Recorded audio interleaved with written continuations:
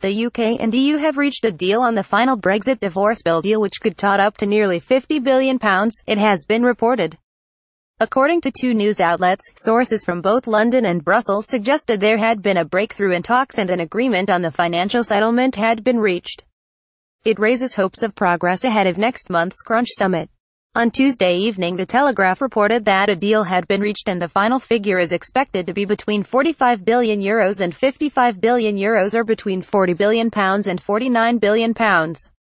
According to The Guardian, the divorce bill agreement could see the UK coughing up as much as £57 billion.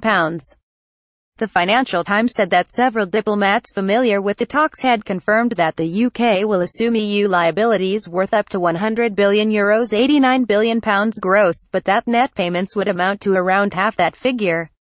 The government official said it does not recognize this account of a reported bill settlement, and stressed that intense talks are continuing in Brussels this week as an agreement is sought.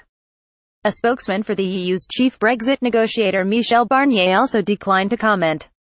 Negotiators have been working towards an early December deadline of agreeing a divorce settlement figure. Once that is agreed at a meeting with European Commission President Jean-Claude Juncker on December 4, talks can move on to discussions of a post-Brexit trade deal.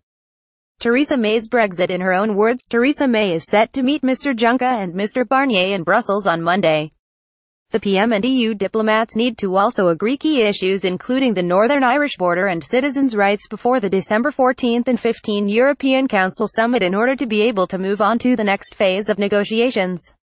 Priti Patel tell Brussels to sod off over Brexit demands. The problem of the Irish border has emerged in recent weeks as a major difficulty in securing sufficient progress, and the two sides in the Brexit negotiations are still at odds over the role of the European Court of Justice in enforcing citizens' rights after Brexit. Earlier today, former Cabinet Minister Priti Patel said Brussels should be told to sod off over its financial demands for Brexit. Meanwhile, it had emerged the UK could be required to follow new rules implemented by the EU during a Brexit transition period. The position set out by Michel Barnier in leaked documents would make the application of new EU rules a condition of a transitional deal, meaning Britain could be subject to further Brussels regulations for about 2 years after leaving the bloc.